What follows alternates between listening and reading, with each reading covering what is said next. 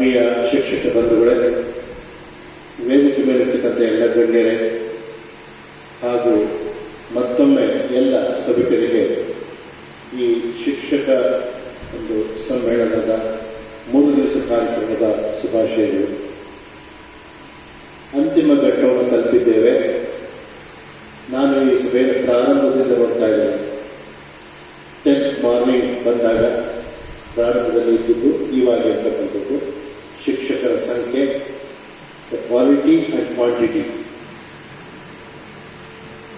ಆದರೆ ಇವತ್ತು ಸಭೆಯಲ್ಲಿ ಕೂತು ಶಿಕ್ಷಣದ ಬಗ್ಗೆ ಇರ್ತಕ್ಕಂಥ ಕೆಲವು ವಿಚಾರಗಳನ್ನು ತಿಳಿದಾಗ ಪ್ರತಿಯೊಂದು ಕ್ಷೇತ್ರವು ಎಷ್ಟು ಮಹತ್ವಪೂರ್ಣವಾಗಿರ್ತಕ್ಕಂಥದ್ದಿದೆ, ಎಷ್ಟು ವಿಭಾಗಗಳಿದೆ, ಎಷ್ಟು ಹೊಣೆಗಾರಿಕೆ ಇದೆ, ಎಷ್ಟು ಜವಾಬ್ದಾರಿ ಇದೆ, ಎಷ್ಟೆಲ್ಲ ಒಂದು ಹೊಸ ನೀತಿಯನ್ನು ಅಳವಡಿಸಬೇಕು ಅಂದರೆ ಎಷ್ಟು ಪರಿಶ್ರಮ ಇದೆ, ಕಾರ್ಯಗತಗೊಳಿಸಬೇಕು ಎನ್ನುವಂತಕ್ಕಂಥ ಒಂದು ಚಿತ್ರ ನನಗೆ ಅನುಭವಕ್ಕೆ ಬಂತು.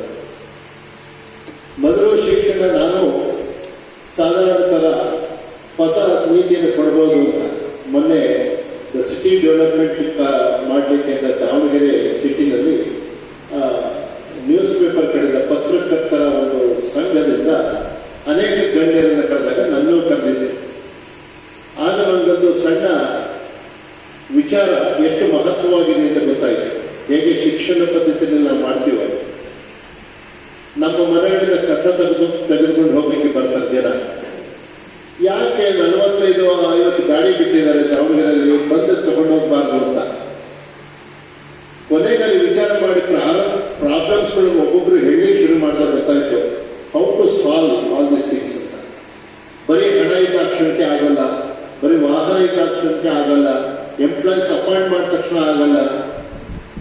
ಪ್ರತಿಯೊಂದಿಗೂ ತನ್ನದೇ ಆದ ನೀತಿಗಳಿದೆ. ಅಲ್ಲಿ ವ್ಯಕ್ತಿಗಳ ಸಂಬಂಧ, ವ್ಯಕ್ತಿಗಳ ಹೊಣೆಗಾರಿಕೆ, ಭಕ್ತಿಗಳ ಹೊಣೆಗಾರಿಕೆಯನ್ನು ನಿಭಾಯಿಸತಕ್ಕಂಥ ಕರ್ತವ್ಯದ ತತ್ಪರತೆ ಇಷ್ಟೆಲ್ಲ ಸೇರುತ್ತೆ. ಅಲ್ಲಿ ಯಾವ ಇಂಟೆಲೆಕ್ಚುಯಲ್ ಏನಿಲ್ಲ. ಕಾರ್ಪೊರೇಷನ್ ಕಸನ ತೆಗೆದುಕೊಂಡು ಹಾಕೋದ್ರಲ್ಲಿ ಶಿಕ್ಷಕರು ಇದ್ದಾಗ ವಿದ್ಯಾಭ್ಯಾಸ ಆಗಿರ್ಬೇಕು, ಕ್ವಾಲಿಫಿಕೇಶನ್ ಇರಬೇಕು, ಅವನ ಅದೇನಿಲ್ಲ. ಆದರೆ ಪ್ರಾಮಾಣಿಕತೆ ಎಲ್ಲ ಬೇಕು. ಶಿಕ್ಷಣ ಕ್ಷೇತ್ರದಲ್ಲಿ ಬೇಕು, ಕಸ ಗುಡಿಸೋಕ್ಕೂ ಪ್ರಾಮಾಣಿಕತೆ ಬೇಕಾಗುತ್ತೆ. ಕರೆಕ್ಟ್ ಟೈಮ್ ಹೋಗ್ಬೇಕಾಗತ್ತೆ. ಯಾವುದಾದ್ರೂ ಟೈಮಿಗೆ ಮನೇಲಿರೋ ಕಾಯಕ್ಕಾಗಲ್ಲ. ಆಮೇಲೆ ತಗೊಂಡು ಡಂಪ್ ಮಾಡೋಕ್ಕಾಗಿಂದ ಕಂಪ್ಲೇಂಟ್ ಬಂದಿದೆ. ನಾನು ಹೋಗ್ಬೇಕಾದ್ರೆ ಒಂದಷ್ಟು ಗ್ರೂಪ್ ಬಂದಿದೆ, ನಮ್ಮೂರ ಹತ್ರ ತಂದು ಕಸ ಹಾಕ್ತಿದ್ದಾರೆ, ಅದು ಸರಿಯಾಗಿ ನಿರ್ವಹಣೆ ಮಾಡ್ತಾ ಇಲ್ಲ. ಆ ಒಣ ಕಸ, ಒಣಗಿರೋ ಕಸ, ಹಸಿ ಕಸ ಇದನ್ನು ಸಪ್ರೇಟ್ ಮಾಡಬೇಕು. ನಮಗೆಲ್ಲ ಕಾಯಿಲೆ ಬರ್ತಿದೆ, ಸತ್ ಪ್ರಾಣಿಗಳಂತ ಎಸಿತಾರೆ ಅಂತ ದೊಡ್ಡ. ನಾವು ಕಡಿಮೆ ದಿನ only HODs and important people ಕರೆದು how to develop the city ಅಂತ ಮಾಡಿ ಒಂದು ಫಂಕ್ಷನ್, ಅದು ಒಂದು ಚರ್ಚೆ. ಹಾಗೀಗ ಅದೊಂದು ಸ್ಥಳದ ಚರ್ಚೆ ಆದರೆ ಇಲ್ಲಿ ದೇಶದ ಭವಿಷ್ಯವನ್ನೇ ನಿಮ್ಮ ಕೈಲಿರ್ತಕ್ಕಂಥದ್ದು. ರಾಷ್ಟ್ರ ರಕ್ಷಕ ಅಂದರೆ ಇದು ಮೋಸ್ಟ್ ಇಂಪಾರ್ಟೆಂಟ್. ಅದು ಒಂದು ಹಂತಕ್ಕೆ ಸೀಮಿತ. ಇಲ್ಲಿ ಇಡೀ ದೇಶಕ್ಕೆ ಕಸದ ಸಮಸ್ಯೆಯನ್ನು ಇಡೀ ಪ್ರಪಂಚಕ್ಕೆ ಇರ್ತಕ್ಕಂಥದ್ದು. ಅನೇಕ ದೇಶಗಳಲ್ಲಿ ಐಲ್ಯಾಂಡ್ ತಗೊಂಡೋಗಿ ಹಾಕ್ತಿದ್ದಾರೆ. ಐಲ್ಯಾಂಡ್ ಮಾಡಿ ಅಲ್ಲಿರೋ ಪಶು ಪಕ್ಷಿ ಪ್ರಾಣಿಗಳೆಲ್ಲ ಸಾಯ್ತಾ ಇದೆ, ಮೀನುಗಳು ಸಾಯ್ತಾ ಇದೆ. ಯಾಕೆಂದ್ರೆ ನಮಗೆ ಕೆಲವು ಉಪಯೋಗಕ್ಕೆ ಬೇಕು, ಬೇಡ. ಅದೇ ದೊಡ್ಡ ಸಮಸ್ಯೆ ಅಲ್ಲಿ ಕೂತು ಕೇಳಿದಾಗ, ಇಲ್ಲಿ ಕೂತು ಕೇಳಿದಾಗ ಶಿಕ್ಷಣದಲ್ಲಿ ಎಷ್ಟು ಸಮಸ್ಯೆ ಇದೆ ಅಂದ್ರೆ ಇದನ್ನು ತಿಳ್ಕೊಂಡಾಗ ಏನಾಗುತ್ತೆ, ಪ್ರತಿಯೊಂದು ಕ್ಷೇತ್ರವೂ ಸಹ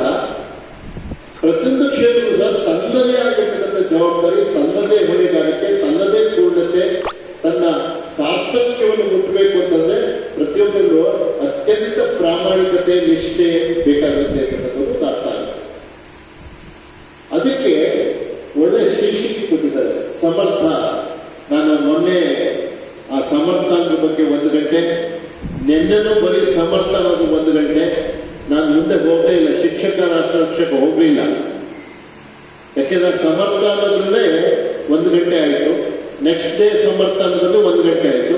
ಈಗ ಸಮಾರೋಪಕ್ಕೆ ಬಂದಿದ್ದೀವಿ. ಸಮಾರೋಪದಲ್ಲಿ ಎಷ್ಟು ಮಾತಾಡಬೇಕು, ಏನು ಮಾತಾಡಬೇಕು ಅಂತ ಕೂತ್ಕೊಂಡು ಯೋಚನೆ ಮಾಡ್ತಿರ್ಬೇಕಾದ್ರೆ ಶಿಕ್ಷಣ ನೀತಿ ಬಗ್ಗೆ ಮಾತಾಡಿದಾಗ explore so many things in my mind. ಬೇಕಾದಷ್ಟು ನೀತಿ ಭಾಷೆಗಳ ಬಗ್ಗೆ ಮಾತಾಡಿದಾಗ ನಾನು ದೇಶಾದ್ಯಂತ ಸಂಚರಿಸೋದ್ರಿಂದ ಹಲವು ಭಾಷೆಗಳ ಸಂಪರ್ಕ, ಹಲವು ವಿದ್ಯಾಸಂಸ್ಥೆಗಳ ಸಂಪರ್ಕದಿಂದ ಒಂದೊಂದು ಕಡೆ ಒಂದೊಂದು ನೀತಿಯಲ್ಲಿ ನೋಡ್ತಾ ಇದ್ದೇವೆ.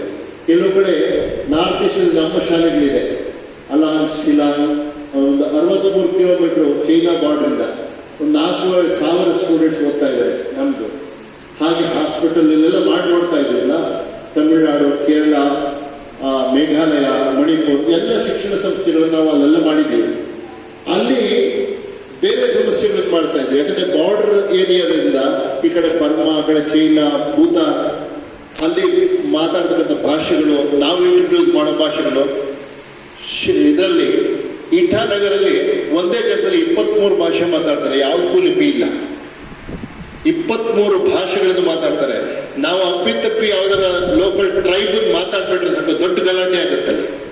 ನಮ್ಮ ಶಾಲೆಯಲ್ಲಿ ನಾವು ಹಿಂದಿ ಬಿಟ್ಟು ಏನೂ ಮಾತಾಡಲ್ಲ. ಇಂಗ್ಲಿಷ್ ಮಾತಾಡಿದ್ರು ಕಷ್ಟ, ಬೇರೆ ಭಾಷೆ ಮಾತಾಡೋದು ಕಷ್ಟ. ಬರೀ ಹಿಂದಿ ಮಾತಾಡಿದ್ರೆ ಸುಮ್ಮನೆ ಇರ್ತಾರೆ. ಏನಕ್ಕೆ ಅಂದ್ರೆ ಎಲ್ಲರೂ ಹಿಂದಿ ಫಿಲಮ್ ನೋಡ್ತಾರೆ ಅವರು ಜನ. ಅದರಿಂದ ಹಿಂದಿ ಅಭಿಮಾನಿಗಳು ಚೈನಾಗೆ ಹೋಗ್ಬೇಕು ಅಂದ್ರೆ ಎಲ್ಲರೂ ಹಿಂದಿ ಫಿಲಮ್ ನೋಡೋದ್ರಿಂದ ಇಲ್ಲೇ ಇರಬೇಕು ಅನ್ನೋ ಭಾವನೆ. ಅಂದ್ರೆ ಅವ್ರ ತಿಳುವಳಿಕೆ ಮಟ್ಟ ವೇರ್ ದನ್ ಎಕ್ಸ್ಪ್ಲೋಸ್ಡ್ ಅಂತ, ಎಲ್ಲಿ ಅವರು ತೆರೆಕೊಂಡಿದ್ದಾರೆ ಅಂತ. ನಾನು ಇಲ್ಲಿದ್ದ ನಿಮ್ಮ ಜೊತೆ ಏನ್ ಮಾತಾಡೋದು ಅದಕ್ಕೂ ಸಮರ್ಥ ಶಿಕ್ಷಕನಿಗೂ ಯಾವುದೇ ಸಂಬಂಧ ಇಲ್ಲ. ಸುಮ್ಮನೆ ತಿಳುವಳಿಕೆ ವಿಚಾರ. ನನಗೆ ಅಲ್ಲಿ ಕೂತಿದ್ದಾಗ ಇವರಿಬ್ರು ಮಾತಾಡೋದನ್ನು ಕೇಳಿಸ್ಕೊಳ್ವಾಗ ನನ್ನ ಮನಸ್ಸಲ್ಲಿ ಉತ್ಪನ್ನ ಆದಂತ ಕೆಲವು ವಿಚಾರಗಳನ್ನ ಸುಮ್ಮನೆ ಹಂಚಿಕೊಂಡೆ. ಈಗ ಸಮರ್ಥ ಅನ್ನೋದ್ರ ಬಗ್ಗೆನೆ ಎಲ್ಲವಕ್ಕೂ ಈಗ ಹೊಸ ಉಪಕರಣಗಳನ್ನ ನಾವು ತರ್ತೀವಿ ಕೃಷಿ ಮಾಡಲಿಕ್ಕೆ ಅಂತ. ಕೃಷಿ ಮಾಡಬೇಕು ಅಂದ ತಕ್ಷಣ ಉಳುಮೆ ಮಾಡಲಿಕ್ಕೆ, ಹದಗೊಳಿಸಲಿಕ್ಕೆ ಜಮೀನ ಅನೇಕ ಉಪಕರಣಗಳನ್ನು ಮಾಡಿದ್ದಾರೆ. ಹಾಗೆ ನೀರು ಹಾಯಿಸಲಿಕ್ಕೆ ಉಪಕರಣಗಳು ಮಾಡಿದ್ದಾರೆ. ಹಾಗೆ ಪೆಸ್ಟಿಸೈಡ್ ಸಿಂಪಡಣೆ ಮಾಡಲಿಕ್ಕೆ ಅನೇಕ ಉಪಕರಣ. ಯಾವುದೇ ಉಪಕರಣ ಮಾಡಿದ್ರೂ ಸಹ ಅಲ್ಲೊಬ್ಬ ವ್ಯಕ್ತಿ ಮತ್ತು ಪವರ್, ಶಕ್ತಿ ಎರಡೂ ಬೇಕಾಗುತ್ತೆ. ವ್ಯಕ್ತಿ ಮತ್ತು ಶಕ್ತಿ. ಹಾಗೆ ಶಿಕ್ಷಣ ಕ್ಷೇತ್ರಕ್ಕೂ ವ್ಯಕ್ತಿ ಮತ್ತು ಶಕ್ತಿ ಎರಡೂ ಬೇಕಾಗುತ್ತೆ. ಈ ಶಿಕ್ಷಣ ಕ್ಷೇತ್ರದಲ್ಲೇನು ಹೊಣೆಗಾರಿಕೆ ಸಾಮೂಹಿಕವಾಗಿ ಅಂದ್ರೆ ವ್ಯಕ್ತಿ, ದ ಟೀಮ್ ಸ್ಪಿರಿಟ್, ದೇಶದ ದೃಷ್ಟಿಯಿಂದ, ಜನರ ದೃಷ್ಟಿಯಿಂದ, ನಮ್ಮ ಉನ್ನತ ಮಟ್ಟಕ್ಕೆ ಕರ್ಕೊಂಡು ಹೋಗೋ ದೃಷ್ಟಿಯಿಂದ ಒಂದು, ವ್ಯಕ್ತಿಗತ ಸಮಸ್ಯೆಗಳು ಒಂದು. ಈಗ ನಾವು ಮಾತಾಡುವಾಗ ಹೇಳ್ರಿ, ಕೆಲವು ಶಿಕ್ಷಣ ನೀತಿ ಬಗ್ಗೆ, ಶಿಕ್ಷಣ ಕಾರ್ಯಕ್ರಮದ ಬಗ್ಗೆ ಇಲ್ಲ, ನನಗೆ ಬೆನಿಫಿಟ್ ಆಗುತ್ತೆ ಇದರಿಂದ ಅಂತ ಒಂದಿರುತ್ತೆ. ವ್ಯಕ್ತಿಗತ ಸಮಸ್ಯೆಗಳು, ನನಗೆ ನನ್ನ ವೃತ್ತಿನಲ್ಲಿ ಮೇಲ್ ಬರ್ತೀನ, ನನಗೆ ಪೊಸಿಷನ್ ಪವರ್ ಬರುತ್ತಾ, ನನಗೆ ಹಣ ಜಾಸ್ತಿ ಸಿಗುತ್ತಾ, ತಪ್ಪಂತ ಹೇಳಲ್ಲ. ಯಾಕಂದ್ರೆ ವ್ಯಕ್ತಿಯ ಭಾವನೆ ಇದು, ಅವನ ಸಂಸ್ಕಾರ, ಅವನ ತಿಳುವಳಿಕೆ ಮಟ್ಟ, ಅವನಲ್ಲಿರ್ತಕ್ಕಂಥ ಸ್ವಾರ್ಥ ಮತ್ತು ನಿಸ್ವಾರ್ಥದ ಮೇಲೆ ಡಿಪೆಂಡ್ ಆಗಿರುತ್ತೆ. ಯಾವುದನ್ನು ಇದು ಸರಿ, ಇದು ತಪ್ಪು ಅಂತ ವ್ಯಕ್ತಿ ತಾನು ಡಿಸೈಡ್ ಮಾಡಿದಾಗ ಪರಿವರ್ತನೆ ಬರ್ತದೆ. ಎಷ್ಟೇ ನೀತಿಗಳು ಹೋದ್ರೂ ಸಹ ತಾನು ಬದಲಾವಣೆ ಆಗಿಲ್ಲ ಒಳಗಡೆ ಅಂದ್ರೆ ಅವನು ಅಲ್ಲೇ ಇರ್ತಾನೆ. ಬೇಕಾದಷ್ಟು ಇರ್ಬೋದು. ಹೇಗೆ ಅಂದ್ರೆ ಪಾಯಸ ಮಾಡಿರೋ ಬಕೆಟ್ ನಲ್ಲಿ ಸೌಟ್ ಇದ್ದಾಗೆ. ಎಲ್ರಿಗೂ ಪಾಯಸ ಟೇಸ್ಟ್ ಆಗುತ್ತೆ, ಸೌಟ್ಗೆ ಏನ್ ಟೇಸ್ಟ್ ಅಂತ ಗೊತ್ತಿಲ್ಲ. ಜೊತೆನಲ್ಲೇ ಇರುತ್ತದು, ಪಾಯಸದೊಳಗಿರುತ್ತೆ, ಎಲ್ರಿಗೂ ಬಡಿಸ್ತಾರೆ. ಆದ್ರೆ ಪಾಯಸದ ಟೇಸ್ಟ್ ಸೌಟ್ ಗೊತ್ತಿರಲ್ಲ. ಹಾಗೆ ಅನೇಕ ರೀತಿ ಸಂಪ್ರದಾಯಗಳ ರೂಲ್ಸ್ ರೆಗ್ಯುಲೇಷನ್ ಬಗ್ಗೆ ನಾವಿದ್ರೂ ಸಹ ನನ್ನ ಸ್ವಂತ ಜೀವನಕ್ಕೆ ನಾನು ಅಳವಡಿಸ್ಕೊಂಡಿದ್ದೀನ. ದ ಮೋಸ್ಟ್ ಇಂಪಾರ್ಟೆಂಟ್ ಪಾಯಿಂಟ್ ಗೊತ್ತಿರೋದಿಲ್ಲ ನನಗೆ. ಹಾಗೆ ನಾವು ಮಾನವ ಜೀವನದಲ್ಲಿ ಸಾಮರ್ಥ್ಯ ಆಲೋಚನೆ ಮಾಡ್ತಕ್ಕಂಥದ್ದು ಮೊದಲು ಪ್ರಾರಂಭ ಆಗೋದು, ಮೊದಲು ನಮಗೆ 3 ವಿಧಾನಗಳಿಂದ ತಿಳ್ಕೊಳ್ಬಹುದು. ಏನಪ್ಪಾ ಅಂದ್ರೆ, ಒಂದು ಭಾವನೆ, ಜ್ಞಾನ, ಭಾವನೆ, ಶೀಲ, 3 ಇದೆ. ಇದಕ್ಕೆ ತ್ರಿಕೋಣ ಅಂತ ಕರೀತೀವಿ, ಟ್ರಯಾಂಗಲ್ ಅಂತ. ಒಂದು ಜ್ಞಾನ, ಇನ್ನೊಂದು ಭಾವನೆ, ಇನ್ನೊಂದು ಶೀಲ. ಜ್ಞಾನದಿಂದ ಚಿಂತನೆ ಉಂಟಾಗ್ತದೆ, ಚಿಂತನಾ ಶಕ್ತಿ ಅಂತ ಕರಿತೀವಿ. ಜ್ಞಾನದಿಂದ ಚಿಂತನೆ ಉಂಟಾಗ್ತದೆ, ಚಿಂತನಾ ಶಕ್ತಿ ಅಂತ ನಾವು ಕರಿತೀವಿ. ಚಿಂತನೆ ಆದ ತಕ್ಷಣ ನೆಕ್ಸ್ಟ್ ಭಾವನೆಯಿಂದ ಭಾವನಾತ್ಮಕ ಶಕ್ತಿ, ದ ಶೀಲ ಮೀನ್ಸ್ ಕ್ಯಾರೆಕ್ಟರ್. ಶೀಲದಿಂದ ಏನಾಗುತ್ತೆ, ನಮ್ಮಲ್ಲಿ ವಿಲ್ಲಿಂಗ್ ಫ್ಯಾಕಲ್ಟಿ ಅಂತ ಕರಿತೀವಿ, ಇಚ್ಛಾಶಕ್ತಿ. ಅದರಿಂದ ದ ಥಿಂಕಿಂಗ್ ಫ್ಯಾಕಲ್ಟಿ. ಇನ್ನೊಂದು ಭಾವನಾತ್ಮಕ, ದಟ್ ಅನಲೈಸಿಂಗ್ ಥಿಂಕಿಂಗ್ ಕ್ಯಾಪಲ್ ಜೊತೆಗೆ ದ ವಿಲ್ಲಿಂಗ್ ಫ್ಯಾಕಲ್ಟಿ. 3ಕ್ಕೂ ಪಾಯಿಂಟ್ ಇಸ್ ಆಧ್ಯಾತ್ಮ, ಅದಿ ಆತ್ಮ. ಸಾಮರ್ಥ್ಯ ಬರ್ತಕ್ಕಂಥದ್ದೇ ಅಲ್ಲಿಂದ. ಯಾಕೆಂದ್ರೆ ಸಾಮರ್ಥ್ಯ ಹೊರಗಡೆಯಿಂದ ಬರೋದಿಲ್ಲ, ಸಾಮರ್ಥ್ಯ ನಿಮ್ಮ ಒಳಗಡೆ ಇರ್ತಕ್ಕಂಥದ್ದು. ಯಾವ ಸಾಮರ್ಥ್ಯವಾಗಲಿ, ಯಾವ ಜ್ಞಾನವಾಗಲಿ ಹೊರಗಡೆನೆ ಬರೋದಿಲ್ಲ.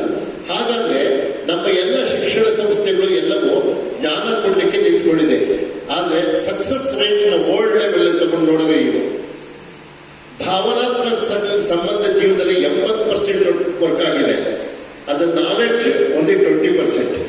Maybe the is highest rank holder ಆಗಿರ್ಬೋದು, ಪ್ರಪಂಚದ ಬೇಕಾಷ್ಟು ಪುಸ್ತಕಗಳನ್ನು ಓದಿರ್ಬೋದು, ಜೀವನದಲ್ಲಿ ಫೇಲ್ ಆಗಿರ್ತಾರೆ. ಬೇಕಾಷ್ಟು ಪುಸ್ತಕಗಳನ್ನು ಬರೆದಿರ್ತಾರೆ, ಒಳ್ಳೊಳ್ಳೆ ಲೆಕ್ಚರನ್ನು ಕೊಡ್ತಾರೆ, ಆದರೆ ನಿಜ ಜೀವನದಲ್ಲಿ ಫೇಲ್ ಆಗಿಬಿಟ್ಟಿರ್ತಾರೆ. ಯಾಕೆಂದ್ರೆ ನಾಲೆಡ್ಜ್ ವರ್ಕ್ ಆಗೋದು ನಿಜ ಜೀವನದಲ್ಲಿ 20% ಮಾತ್ರ. ಭಾವನಾತ್ಮಕವಾಗಿರ್ತಕ್ಕಂಥ ಸಂಬಂಧಗಳನ್ನು ಶಕ್ತಿಯನ್ನು ಬೆಳೆಸ್ಕೊಂಡಿಲ್ಲ ಅಂದ್ರೆ, ಎಮೋಷನ್ ಫ್ಯಾಕ್ಟರ್ ಬಳಸ್ಕೊಂಡಿಲ್ಲ ಅಂದ್ರೆ ಜೀವನದಲ್ಲಿ ಫೇಲ್ಯೂರ್ ಜಾಸ್ತಿ ಆಗುತ್ತೆ. ಎಂತೆಂಥ ದೊಡ್ಡ ದೊಡ್ಡ ವಿದ್ವಾಂಸರು ಇರ್ತಾರೆ, ಪರಿವರ್ತನೆ ಮಾಡಲಿಕ್ಕೆ ದೊಡ್ಡ ದೊಡ್ಡ ಪುಸ್ತಕಗಳನ್ನು ಬರೆದಿರ್ತಾರೆ, ತುಂಬಾ ಚೆನ್ನಾಗಿರುತ್ತೆ. ಆದ್ರೆ ತಮ್ಮ ಜೀವನದಲ್ಲಿ ಭಾವನೆಗಳಲ್ಲಿ ಡ್ರೈ ಆಗಿರುತ್ತೆ, ಡ್ರೈ ಹಾರ್ಟ್ ಇರುತ್ತೆ, ಸಂಬಂಧಗಳಿರಲ್ಲ.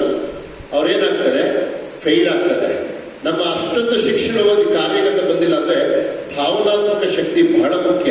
ಯಾಕಂದ್ರೆ total scenario of the world, ಪ್ರಪಂಚದಲ್ಲಿರ್ತಕ್ಕಂಥ ಎಲ್ಲವನ್ನು ಭಾರತ ಬರೀ ಕರ್ನಾಟಕನೇ ಅಲ್ಲ, ಪ್ರತಿಯೊಂದು ಶಿಕ್ಷಣ ಪದ್ಧತಿಯನ್ನು ತೆಗೆದು ನೋಡಿದಾಗ ಸಕ್ಸಸ್ ರೇಟ್ 80% ಭಾವನಾತ್ಮಕ ಸಂಬಂಧದಿಂದ. ನಾಲೆಡ್ಜ್ ಇಂದ ಒಂದಷ್ಟು ದುಡ್ಡು ಮಾಡ್ಬೋದು, ಹೆಸರು ಮಾಡ್ಬೋದು, ಒಂದಷ್ಟು ಪವರ್ ಮಾಡ್ಬೋದು, ಸ್ವಲ್ಪ ದಿವಸ ಇರುತ್ತೆ. ಯಾಕೆ ಬದುಕಲಿಕ್ಕೆ ಎಷ್ಟು ಬೇಕೋ ಅಷ್ಟು ಮಾಡ್ಕೋಬಹುದು. ಆದ್ರೆ ಜೀವನದಲ್ಲಿ ಸಾರ್ಥಕ್ಯವನ್ನ ಕಂಡ್ಕೋಬೇಕು ಅಂದ್ರೆ ಭಾವನೆ ಮೋಸ್ಟ್ ಇಂಪಾರ್ಟೆಂಟ್. ಈಗ ನನಗೆ ದೇಶಭಕ್ತಿ ಬೇಕು, ರಾಷ್ಟ್ರ ರಕ್ಷಣೆ ಮಾಡಬೇಕು ಅಂತಕ್ಕಂಥದ್ದು ಭಾವನೆ. ಉತ್ತಮ ಮಕ್ಕಳ ಭವಿಷ್ಯದಲ್ಲಿ ನಾನು ಮಕ್ಕಳನ್ನು ಶಾಲೆಗೆ ಬಂದ ತಕ್ಷಣ ಅವರ ದಡ್ಡರೋ ಬುದ್ಧಿವಂತರೋ ದಡ್ಡನೋ ಏನು ನೋಡಲ್ಲ. ಇವರು ಭವಿಷ್ಯ ಭಾರತ ನಿರ್ಮಾಣ ಮಾಡೋದು ಒಂದೇ ಒಂದು ಭಾವನೆ ಇರುತ್ತೆ ನನ್ನಲ್ಲಿ. ಭವಿಷ್ಯ ಭಾರತ ಇವ್ರ ಮೇಲೆ. ನಾವೆಲ್ಲ ಚಿಕ್ಕವರಾಗಿದ್ವಿ, ನಾವು ಹೇಗೆ ನಮ್ಮ ಕ್ಲಾಸಲ್ಲಿ ಇದ್ವಿ, ನಾವು ಯಾಕೆ ಓದಿದ್ವಿ, ಏನು ಹೋಮ್ವರ್ಕ್ ಮಾಡಿದ್ವಿ, ನಾವು ಎರಡನೇ ಮಾತಾಡಿದವ್ರು ಹೇಳಿದ್ರು ಹೊತ್ಕೊಂಡ್ ಬರ್ತಿದ್ರು ಅಂತ. ಅದನ್ನ ಹೇಳುವಾಗ ನನಗೆ ನನ್ನ ಜೀವನ ಎಲ್ಲ ಜ್ಞಾಪಕ ಬಂತು. It really it's so happen. ಶಾಲೆಗೆ ಹೋಗ್ಬೇಕು ಅಂದ್ರೆ ಎಳ್ಕೊಂಡು ಹೋಗ್ಬೇಕಾಯ್ತು, ಹೋಗಲ್ಲ ಅಂತ. ಇದನ್ನ ನಾವು ಕ್ಲಾಸ್ ತಪ್ಪಿಸ್ಕೊಳ್ಳೋಕೆ ಸರ್ ನಾನು ಕರ್ಕೊಂಬರಲ್ಲ ಅಂತ ಇದ್ವಿ. ನಮಗೂ ಶಾಲೆಗೆ ಬಂದಿದ್ದೀವಿ, ಪಾಠ ಕೇಳಕ್ಕೆ ಇಷ್ಟ ಇಲ್ಲ. ಯಾಕಂದ್ರೆ ಪಾಠ ಇಂಗ್ಲಿಷ್ ಅಥವಾ ಮ್ಯಾಥಮೆಟಿಕ್ಸ್ ಇರುತ್ತೆ, ಎರಡೂ ನಮ್ಗೆ ಬರಲ್ಲ. ಅದಕ್ಕೆ ಏನ್ ಮಾಡ್ತೇವೆ, ಸರ್ ಇವ್ನು ಬಂದಿಲ್ಲ ನೋಡಿ ಕರ್ಕೊಂಬರಲ್ಲ ಅಂತ. ಕರ್ಕೊಂಬರ ಅಂದ್ರೆ ಬಹಳ ಖುಷಿ. ಒಬ್ಬ ಹೋಗೋದ್ರೆ 4 ಜನ ಹೋಗ್ತಾ ಇದ್ವಿ, ಯಾಕಂದ್ರೆ ಎರಡು ತಪ್ಪಿಸ್ಕೋಬಹುದು ಅಂತ. ಈ ಭಾವನೆಗಳು ಹಿಂದೆನೂ ಇತ್ತು, ಈಗಲೂ ಇದೆ, ಮುಂದೆ ಇದೆ. ಆದ್ರೆ ವಾತಾವರಣ ತಕ್ಕಂತೆ ಬದಲಾವಣೆ ಆಗುತ್ತೆ.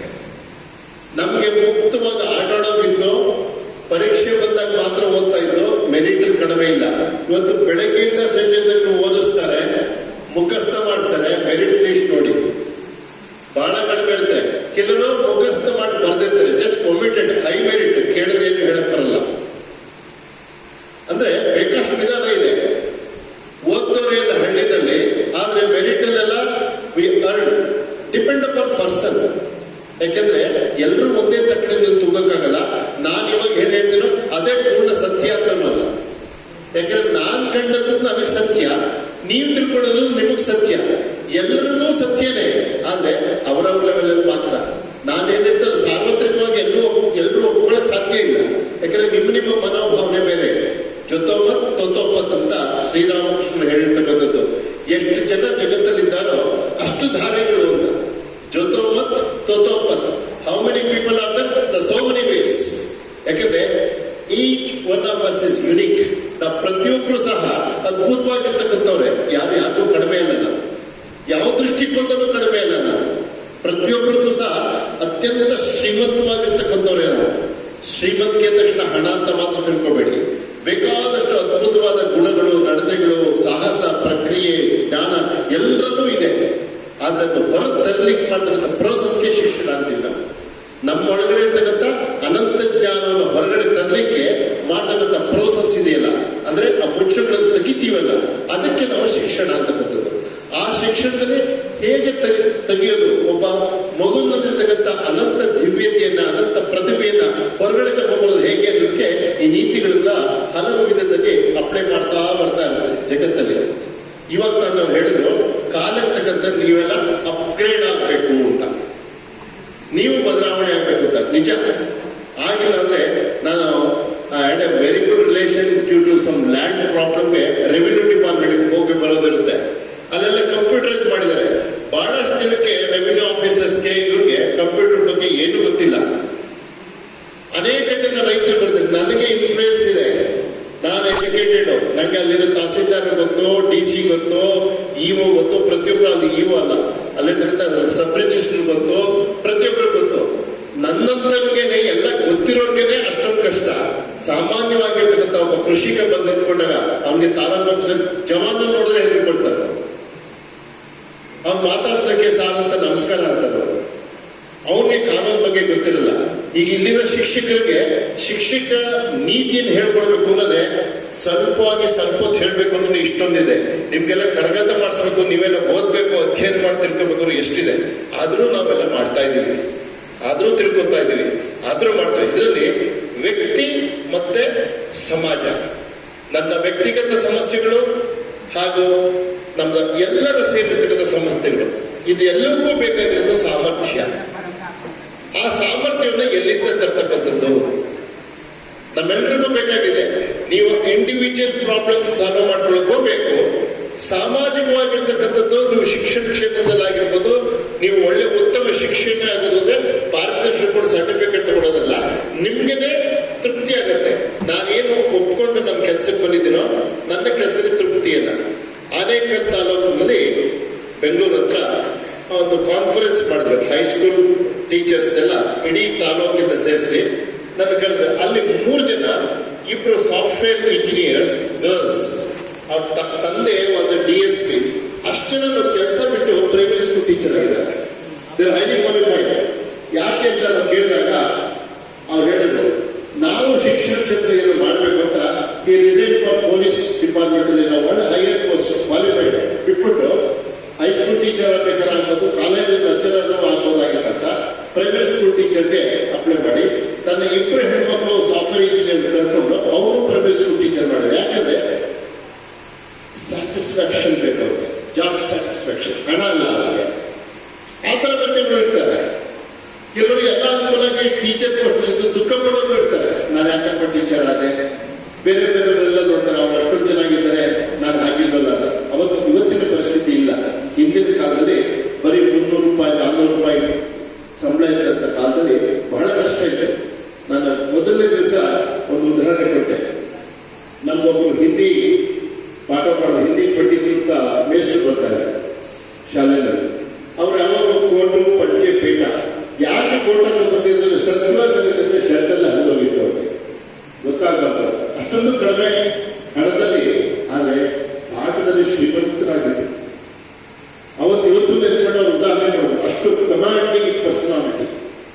ಇನ್ನೊಬ್ರು ನಮ್ಗೆ ಹಳ್ಳಿ ಸ್ಕೂಲಲ್ಲಿ ಓದಿದ್ದು 10ನೇ ಕ್ಲಾಸ್ ತನಕ ಇವರು ಏನ್ ಹೇಳಿದ್ರು, ABCD ಅಂತ ಇದೆಯಂತ ಅಷ್ಟು ಮಾತ್ರ ಗೊತ್ತು. ತಟ್ಟಂತ ಬರ್ಬೇಕಾದ್ರೂ ಡಿಕ್ಷನರಿ ನೋಡ್ಬಿಟ್ಟು THAD ಅಂತೂ ನೋಡಿ ಬರಬೇಕಾದಂತ ಪರಿಸ್ಥಿತಿ ನಾವು ಓದಂತ ಸ್ಕೂಲ್ನಲ್ಲಿ.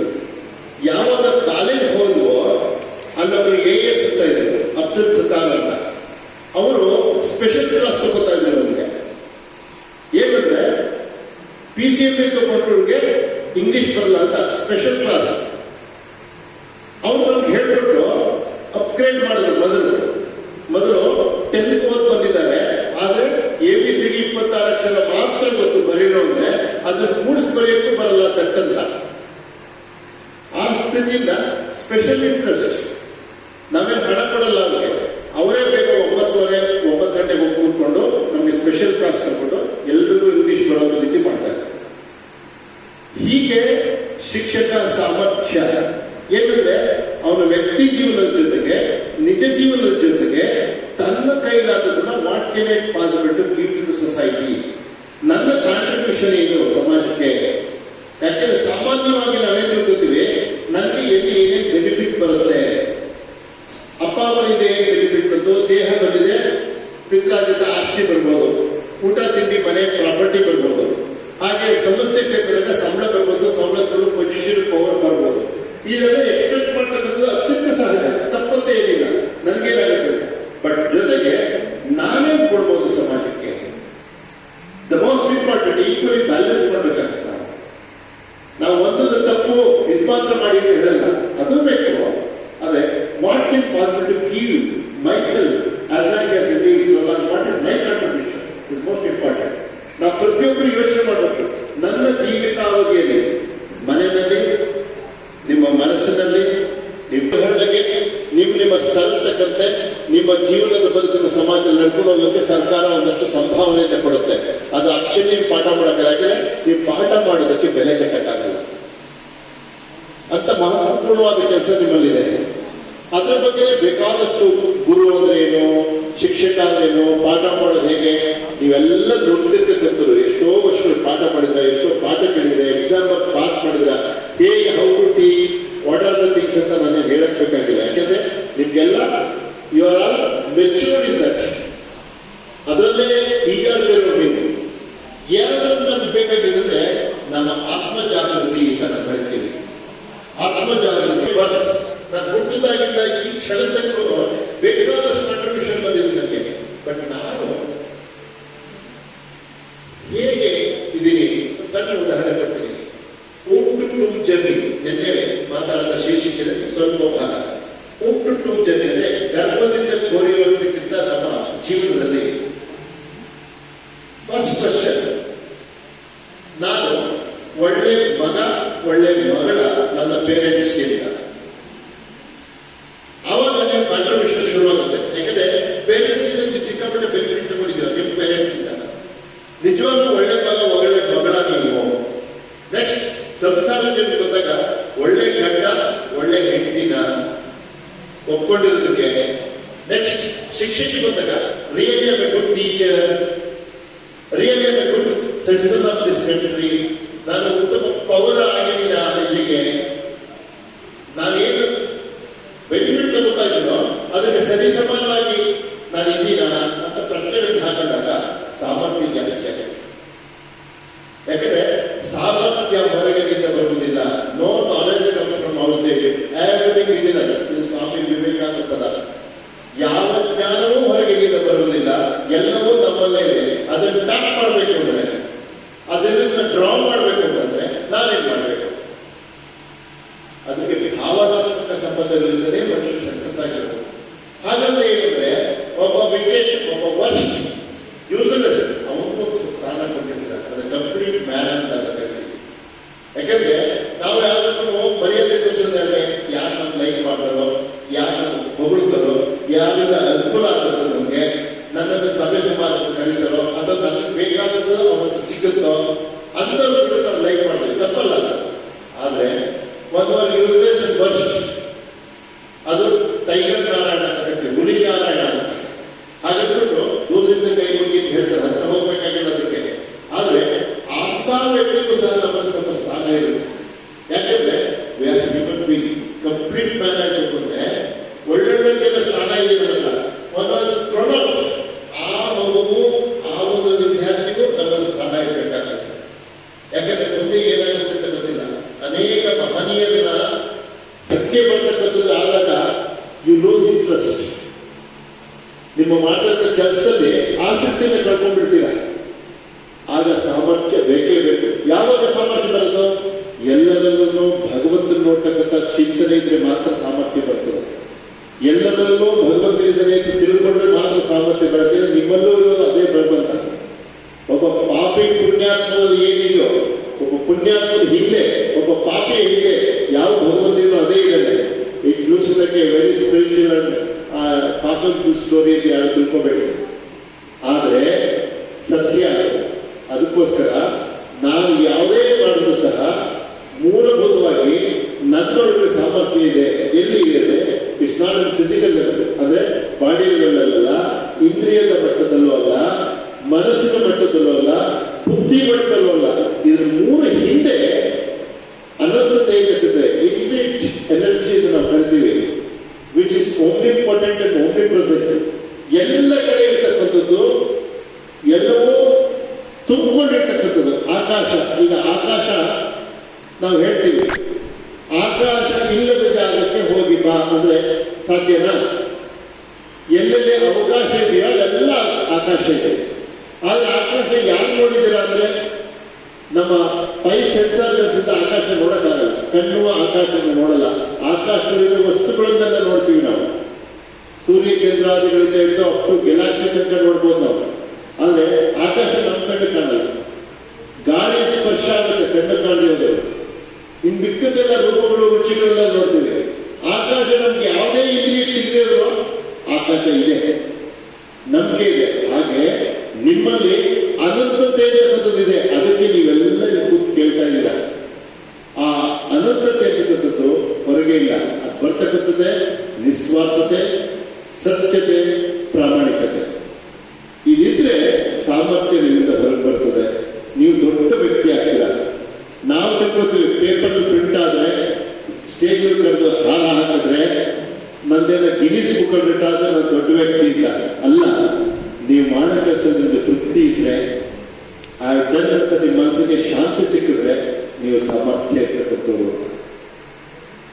ನಿಮ್ಮಲ್ಲೇ ನೀವು ತೃಪ್ತಿ, ನೀವು ಮಾಡೋ ಕೆಲಸ ನಿಮ್ಮ ಮನಸ್ಸೇ ಹೇಳಬೇಕು, ನಾನು ಮಾಡಿದ್ದೀನಿ, ನನ್ನ ಕೈಲಾದಷ್ಟು ನಾನು ಮಾಡಿದ್ದೀನಿ. ಸೂರ್ಯನಷ್ಟು ಬೆಳಕು ಕೊಡೋ ಆ ದೇವರು ಸಹ ದೀಪದಲ್ಲಿ ಎಷ್ಟು ಎಣ್ಣೆ ಇದೆಯೋ, ಎಲ್ಲಿ ತನಕ ಬತ್ತಿರುತ್ತೋ ಆ ಗುಡಿಸಲಿಗೆ ಬೆಳಕನ್ನು ಕೊಡುತ್ತದೆ. May not possible to give like a sun. ಅದು ಭೂಮಿಗಿಂತ ಎಷ್ಟೋ ಲಕ್ಷ ಪಟ್ಟು ದೊಡ್ಡವ. ಯಾರು? ಸೂರ್ಯ. ಅಗಾಧವಾಗಿ ಇಡೀ ಸೌರಮಂಡಲಕ್ಕೆ ಬೆಳಕನ್ನು ಕೊಡ್ಬೋದು. ಆದರೆ ಚಿಕ್ಕ ದೀಪ ಸೂರ್ಯ ಇಲ್ಲದಾಗ ಆ ಮನೆಗೆ, ಆ ಇರ್ತಕ್ಕಂಥ ಕೊಠಡಿಗೆ ತನ್ನಲ್ಲಿ ಎಣ್ಣೆ ಇರೋ ತನಕ, ತನ್ನಲ್ಲಿ ದೀಪ ಇರೋ ತನಕ ಕೊಡುತ್ತೆ. ಅದು ಹೇಳುತ್ತೆ, I am not less than your son. ಏ ಸೂರ್ಯನೇ, ನಿನ್ಗಿಂತ ನಾನು ಕಡಿಮೆ ಏನಲ್ಲ, ನಿನ್ಗಿಂತ ಕಡಿಮೆ ಇಲ್ಲ, ನೀನು ದೊಡ್ಡವ. ತುಂಬಿದ ಹಂಡೆ ಒಂದು ಚಿಕ್ಕ ಗ್ಲಾಸ್ ಇದ್ದಾಗೆ ತುಂಬಿ ಇರತಕ್ಕಂಥ 3 ಲೀಟರ್ ಹಿಡಿತಕ್ಕಂಥ ದೊಡ್ಡ ಒಂದು ಕಂಟೈನರ್ ಅಲ್ಲಿ 98% ತುಂಬಿದೆ ಅಂತ ತಿಳ್ಕೊಳ್ಳಿ, 2% ಕಡಿಮೆ. ಆದ್ರೆ ಸಣ್ಣ ಗ್ಲಾಸ್ ಅಲ್ಲಿ ತುಂಬಾ ನೀರು ತುಂಬಿದೆ. ಆ ದೊಡ್ಡ ಹಂಡೆ ಹೇಳುತ್ತೆ, ನೋಡು ಎಷ್ಟು ನೀರಿದೆ ಅಲ್ಲಿ. ನೀನು ಸಣ್ಣ ಗ್ಲಾಸು, ಆದ್ರೆ ಚಿಕ್ಕ 1000 ಗ್ಲಾಸ್ ಹಾಕಿದ್ರು ತುಂಬಕ್ಕಾಗಲ್ಲ. ನಾನು ಅಷ್ಟು ದೊಡ್ಡದು ಹಂಡೆ ಅಂತ ಹೇಳುತ್ತೆ. ಗ್ಲಾಸ್ ಉತ್ತರ ಏನ್ ಗೊತ್ತೆ? ಲೋಟದ ಉತ್ತರ ಇರ್ಬೋದು ನೀರು ದೊಡ್ಡದಾಗಿ, ಆದ್ರೆ ನಾನು ತುಂಬಿದ್ದೀನಿ, ಒಂದು ತೊಟ್ಟು ಹಾಕಿದ್ರು ಹೊರಗಡೆ ಬರ್ತೀನಿ. ನಿನಗೆ ಇನ್ನೂ ಎಷ್ಟು ತುಂಬಲ್ಲ. ನೀನು ದೊಡ್ಡ ಹಂಡೆ ಇದ್ರೆ ನೀನು ತುಂಬಿಲ್ಲ, ಆದ್ರೆ ಚಿಕ್ಕ ಲೋಟ ಆದ್ರೆ ನಾನು ತುಂಬಿದ್ದೀನಿ. ಇದಕ್ಕೆ ತೃಪ್ತಿ, ಕಂಟೆಂಟ್ಮೆಂಟ್ ಅಂತ ಕರಿತೀವಿ. Satisfaction, job satisfaction. ನೀವು ಯಾವುದೇ ಕ್ಷೇತ್ರದಲ್ಲಿ, may be your teacher R your anything in the world, ಯಾವ ಅದಕ್ಕೋಸ್ಕರ ನಿಮ್ಮಲ್ಲಿರೋ ಆತ್ಮಶಕ್ತಿಯಿಂದ ಜಾಗೃತಗೊಳಿಸಿದ್ರೆ ಅದು ಬರ್ತಕ್ಕಂಥದ್ದು ನಿಮ್ಮ ಪರಿಶ್ರಮದಿಂದ ಮಾತ್ರ. ಅದಕ್ಕೆ ಬೇಕಾಗಿರೋದು ಸತ್ಯತೆ, ಪ್ರಾಮಾಣಿಕತೆ, ನಿಸ್ವಾರ್ಥತೆ. ಈ 3 ಇದ್ರೆ ಟ್ಯಾಪ್ ಮಾಡ್ಬೋದು. ಅದು ಇಲ್ಲದವರು ಬರುತ್ತೆ, ಸ್ವಲ್ಪ ಹೊತ್ತು ಬರುತ್ತೆ. ಆದರೆ ನಿಮಗೆ ತೃಪ್ತಿ ಇರಬೇಕು ಅಂದ ತಕ್ಷಣ, ನಿಮ್ಮ ಸಾಮಾಜಿಕ ಪರಿಸ್ಥಿತಿ ಹೇಗೆ ಇರಲಿ, ನಿಮ್ಮಲ್ಲಿ ಸಾಮರ್ಥ್ಯ ಬಂತು ಅಂದ ತಕ್ಷಣ ನೀವು ಯಾವುದೇ ಕ್ಷೇತ್ರದಲ್ಲೂ ಸಹ ಪೂರ್ಣತೆಯನ್ನು ಕಾಣಲಿಕ್ಕೆ ಪ್ರಯತ್ನ ಪಡ್ತೀರಾ. ನಿಮ್ಮ ಪೂರ್ಣತೆಯ ಫಲ ಇಡೀ ಜಗತ್ತಿಗಾಗುತ್ತೆ, contribute to the entire world. ಅದೇನಾಗುತ್ತೆ, ಆ ಕೊಡೋದ್ರಿಂದ ಸಮರ್ಥ ಶಿಕ್ಷಕರು ಆಗ್ತಾನೆ, ರಾಷ್ಟ್ರ ರಕ್ಷಣೆ ಆಗ್ತಾನೆ. ಅನೇಕ ನೀತಿಗಳನ್ನು ಹೇಳಿದ್ರು, ಅದೆಲ್ಲವೂ ಸತ್ಯ. ಯಾಕಂದ್ರೆ ಟ್ರಯಲ್ ಅಂಡ್ ಎರರ್ ಪ್ರೋಸೆಸ್ನಲ್ಲಿ ಬೇಕಾಷ್ಟು ಮೆಥಡ್ಗಳು ಮಾಡ್ತಾ ಇರ್ತಾರೆ. ಯಾವುದ್ರಲ್ಲಿ ಸಕ್ಸಸ್ ಆಗುತ್ತೆ ಅಂತ ನಿರಂತರವಾಗಿ ನಡೀತಾ ಇರ್ತಕ್ಕಂಥದ್ದು. ಹೊಸದಾಗಿ ಮೊದಲು ಮಾಡೋದು ಈಗ ಹಳೆದಾಗಿರುತ್ತೆ, ಈಗ ಮಾತಾಡುವಂಥದ್ದು ಇಂದಿನ ಪರಿಸ್ಥಿತಿ ತಕ್ಕಂತೆ ಇರುತ್ತೆ. ಇನ್ನೊಂದು 16 ವರ್ಷ ಆದ್ಮೇಲೆ ಇದು ಹಳೆದಾಗುತ್ತೆ, ಮತ್ತು ಹೊಸದು ಬರ್ತದೆ. ಯಾವಾಗ ಅಮೆರಿಕದಿಂದ ಹೊಸದಾಗಿ ಕೇಬಲ್ ಹಾಕ್ತಾ ಇದ್ರು, Swami Vivekananda when spoke in America 1893 ಮಾಡಿದಾಗ ಕೇಬಲ್ ಅಲ್ಲಿ ಬಂತು ಸ್ವಾಮಿ ವಿವೇಕಾನಂದ ಅಂತ ಮಾತಾಡೋದಂತ 24 ವರ್ಷದಲ್ಲಿ ಕಲ್ಕತ್ತಾಕ್ಕೆ. ಹೇಗೆ ಬಂತು ವಿಚಾರ? ಬಂತು 1893 ಕೇಬಲ್ ಹಾಕಿದ್ರು. ಆ ಕೇಬಲ್ ಹಾಕ್ತಕ್ಕ ಪರಿಸ್ಥಿತಿಯಲ್ಲಿ I think Atlantic Ocean or Pacific Ocean, Atlantic Ocean ಅಲ್ಲಿ ಅಂತ ಕಾಣುತ್ತೆ. ಒಂದು ಕಡೆ ಕೇಬಲ್ ಹಾಕ್ಬೇಕಾದ್ರೆ ತುಂಬಾ ಕೆಳಗಡೆ ಹೋಗ್ತಾ ಇತ್ತು. ಎಷ್ಟೋದ್ರೂ ಅಲ್ಲಿ ಕೇಬಲ್ ಸಾಕಾಗ್ತಾ ಇಲ್ಲ. ಅದಕ್ಕೆ ಮತ್ತೆ ತೆಗೆದು ರೂಟ್ ಬದಲಾವಣೆ ಮಾಡಬೇಕಾದಾಗ ಹಲವಾರು ಪಾರ್ಟಿಕಲ್ಸ್ ಕೇಬಲ್ ಅಂಟ್ಕೊಂಡಿದ್ದಾಗ ನೋಡಿದ್ರೆ ಅಡ್ವಾನ್ಸ್ ಸಿಟಿ ಒಂದು ಇಮರ್ಸ್ ಇನ್ ದ ವಾಟರ್. ತುಂಬಾ ಬೆಳೆದಿರ್ತಕ್ಕಂಥ ಆಧುನೀಕರಣ ಇರ್ತಕ್ಕಂಥದ್ದೆಲ್ಲ ಮುಳುಗೋಗಿದೆ ಒಳಗೆ ಅಂತ. ಅಂದ್ರೆ ಇವತ್ತೇ ನಾವು ಅಡ್ವಾನ್ಸ್ ಅಂತ ತಿಳ್ಕೊಂಡಿದೀವೋ, ಈ ರೀತಿ ಎಷ್ಟೋ ಅಡ್ವಾನ್ಸ್ ಅನ್ನೋದು ಬಂದು ಹೊರಟೋಗಿರುತ್ತೆ. ಮತ್ತೆ ನಾವು ಟ್ರೈ ಮಾಡಿ ಹಾಕ್ಬೋದು, ಮತ್ತೆ ಬರ್ಬೋದು, ಮತ್ತೆ ಅದೇ ಏನಿಲ್ಲ. ಅದಕ್ಕೋಸ್ಕರ ಸ್ವಾಮಿ ವಿವೇಕಾನಂದ ಹೇಳ್ತಾರೆ, live in present tense, forget about the past, don't brooding over the past, don't calculate about the future. ಅದ್ಭುತವಾಗಿರೋ ಮಾತು ಹೇಳ್ತಾರೆ. ನೀನು ಹಿಂದೆ ಕಳೆದೋದನ್ನೆಲ್ಲ ಮೆಲುಕು ಹಾಕ್ತಾ ಕೂತ್ಕೋಬೇಡ, ಮುಂದಕ್ಕೆ ಆಶಾ ಗೊಬ್ಬರ ಕಟ್ಟಬೇಡ, utilise perfectly in present tense ಅಂತ. ಇವಾಗ ಈ ಕ್ಷಣದಲ್ಲಿ what is can possible to contribute yourself. ನೀವೇನು ಜಗತ್ತು ಕೊಡ್ಬೋದು ಅಂತಕ್ಕಂಥ ಯೋಚನೆ ಮಾಡಿದಾಗ ನಿಮ್ಮಲ್ಲಿರ್ತಕ್ಕಂಥ ಅನಂತವಾದ ಶಕ್ತಿ ಬಿಡುಗಡೆ ಆಗುತ್ತೆ. ನಿಮ್ಮ ಫೀಲ್ಡಲ್ಲಿ, ನಿಮ್ಮ ಕ್ಷೇತ್ರದಲ್ಲಿ ಸಕ್ರಿಯವಾಗಿ ಮಾಡಲಿಕ್ಕೆ ಅದಕ್ಕೆ ಬೇಕಾಗಿರ್ತಕ್ಕಂಥದ್ದೇನೋ ಮಾಡಬೇಕು ಅಂತಕ್ಕಂಥ ನಿಷ್ಠೆ, ಪ್ರಾಮಾಣಿಕತೆ, ನಿಸ್ವಾರ್ಥತೆ, ಸತ್ಯತೆ, ಇದನ್ನು ಹೇಳ್ತಾ ನಿಮ್ಮೆಲ್ಲರೂ ಟೀಚರ್ಸು, ನಿಮ್ಗೆ ಯಾರು ದಡ್ರಲ್ಲ ಅಲ್ಲಿ. ನನಗೆ ಮೈಕ್ ಕೊಟ್ಟಿದ್ದಾರೆ, ನಾನು ಭಾಷಣ ಮಾಡ್ತಾ ಇದ್ದೀನಿ. ನಿಮಗೆ ಕೊಟ್ಟರೆ ನನ್ಗಿಂತ ಅದ್ಭುತ ಮಾತಾಡ್ತೀರ. ಯಾಕಂದ್ರೆ ಯಾರಿಗೂ ಕಡಿಮೆ ಇಲ್ಲ, ಎಲ್ಲರೂ ತಿಳ್ಕೊಂಡಿರತಕ್ಕಂಥದ್ದೇ. ಸಂಸಾರದ ಜಂಜಾಟದಲ್ಲಿ ನಮ್ಗೆ ಅನೇಕ ತೊಂದರೆಗಳು, ಸಮಾಜದ ತೊಂದರೆ, ಮನೆ ಒಳಗಡೆ ತೊಂದರೆ, ಮನಸ್ಸು ಒಳಗಡೆ ತೊಂದರೆ. ಇದ್ರಲ್ಲಿ ಏನ್ ಮಾಡ್ತೀವಿ, ಉದ್ದೇಶವನ್ನು ಮಾಡ್ಬಿಡ್ತೀವಿ. ಅದ್ರಲ್ಲಿ ಆಸೆ, ದ್ವೇಷ, ಅಸೂಯೆ, ಸಕಾರಾತ್ಮಕ, ನಕಾರಾತ್ಮಕ. ಅದಕ್ಕೆ ಭಾವನಾತ್ಮಕತೆಗಳಲ್ಲಿ ಎರಡಿದೆ: ಪ್ರೀತಿ, ಪ್ರೇಮ, ವಿಶ್ವಾಸ, ಸಹನೆ, ಸೌಹಾರ್ದತೆ, ಹಾಗೆ ಸಂಯಮ. ಇದೆಲ್ಲ ಸಕಾರಾತ್ಮಕ. ಇತ್ಯಾತ್ಮಕ ಅಂತ ಕರಿತೀವಿ. ನೇತ್ಯಾತ್ಮಕ ದ್ವೇಷ, ಅಸೂಯೆ, ಏನಾರು ಮಾಡಿ ಎಷ್ಟೇ ಒಳ್ಳೆಯದನ್ನು ಗೊತ್ತಿದ್ರೆ ದ್ವೇಷದಿಂದ ಹಾಳು ಮಾಡ್ತಕ್ಕಂಥದ್ದು. ಅದಕ್ಕೆ ಸಕಾರಾತ್ಮಕವಾದ ಭಾವನೆಗಳನ್ನು ಸದೃಢವಾಗಿ ಬೆಳೆಸ್ಕೊಳ್ಳೋದ್ರಿಂದ ಮನಸ್ಸಿಗೆ ಹಿತ, ನಿಮ್ಮ ಮನೆಗೆ ಹಿತ, ಹಾಗೆ ಪ್ರಪಂಚಕ್ಕೆ ಹಿತ ಅಂತ ಹೇಳ್ತಾ ನನ್ನ ಮಾತಿಗೆ ಮುಕ್ತಾಯ ಮಾಡ್ತಾ ಇದ್ದೀನಿ. ಜೈ ಶ್ರೀರಾಮ್. ಪ್ರಾರ್ಥನೆ. ನಮಗೆ ಆಶೀರ್ವಾದ ನೀಡಿರ್ತಕ್ಕಂತಹ ಪರಮ ಪೂಜ್ಯರು 3 ದಿನಗಳವರೆಗೆ ಪ್ರತಿದಿನ ಮೊದಲ ಅವಧಿ ಅರ್ಥರಕ್ಷಕ ಅಂತಕ್ಕಂಥ ವಿಷಯದ ಕುರಿತು ಅನೇಕ ವಿಚಾರಗಳನ್ನು ನಮಗೆ ತಿಳಿಸಿಕೊಟ್ಟಿದ್ದಾರೆ. ಪರಮ ಪೂಜ್ಯರಿಗೆ ಶ್ರೀ ರಾಮಕೃಷ್ಣ ಶಾರಬ್ರಹ್ಮ ವಿವೇಕಾನಂದ ಆಧ್ಯಾತ್ಮಿಕ ಕೇಂದ್ರದ ಪರವಾಗಿ ತುಂಬ ಹೃದಯದಿಂದ ವಂದನೆಗಳನ್ನು ಅರ್ಪಿಸ್ತಾ ಇದ್ದೇನೆ. ಈಗ ಕೊನೆಯ ಘಟ್ಟ ವಂದನಾರ್ಪಣೆ.